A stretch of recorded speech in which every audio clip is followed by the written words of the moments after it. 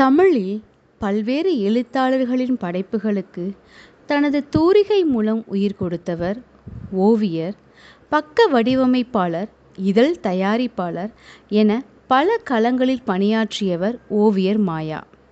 கேரளாவின் வைக்கத்தில் 26 பிப்ரவரி 1927 பிறந்த இவரது இயற்பெயர் மகாதேவன். தேவன் என்ற பெயரிலும் படங்கள் வரைந்த இவர் பேசும் படம் என்ற நிறுவனம் நடத்திய பிக்சர் போஸ்ட் என்ற பத்திரிகையில் ஓவியராக சேர்ந்தார். பாலபாரதி என்ற இதழில் சில காலம் பணியாற்றிய இவர் பத்திரிகை ஓவிய நுணுக்கங்களை கற்றுக்கொண்டதுடன் கேலி சித்திரம், வடிவமைப்பு என்று பல களங்களில் தன்னை வளர்த்து கொண்டார்.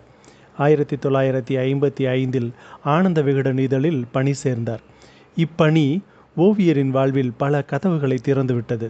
இந்த இதழில் ஜமீன்தார் மகன் என்ற ஓவிய தொடர் மிகச்சிறந்த வரவேற்பை அவருக்கு பெற்றுத்தந்தது.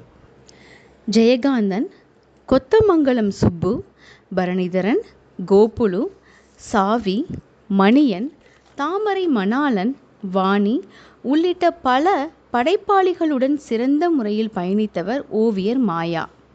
தமிழ் இதழ்களில் முதன்முதலாக வண்ணப்படம் வரைந்த ஓவியராக அறியப்படும் இவர் தனது ஸ்ப்ரே பெயிண்டிங் ஓவியங்களால் தனித்து அறியப்பட்டார்.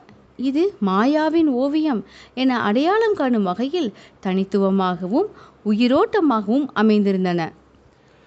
இவர் மாயா சித்ராலயா என்ற பெயரில் ஓவிய பயிற்சி பள்ளியை தொடங்கி சிறப்பான பல ஓவியர்களை உருவாக்கி உலகிற்கு அளித்துள்ளார்.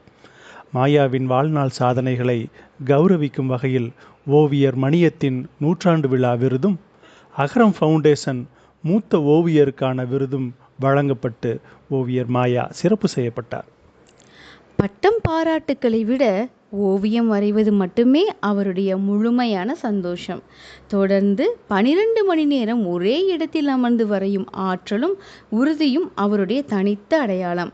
மாயாவின் கலைக்கூடத்தில் மயக்கும் ஓவியங்கள், மாயாவின் தூரிகைகள், உயிர்ப்பித்த பாத்திரங்கள், ஓவியர் மாயாவின் மாயலோகம் போன்ற இடுகைகளுக்கு சொந்தக்காரர். ஓவியத்தில் மகாதேவனான மாயா 2025 ஜனவரி 22 அன்று தனது 92வது அகவையில் ஓவியம் வரைவதை நிறுத்தி கொண்டார். ஓவியர் மாயாவின் படைப்புகளை உலகிற்கு பகிர்வதில் திண்டுக்கல் இலக்கிய களம் மகிழ்வுறுகிறது.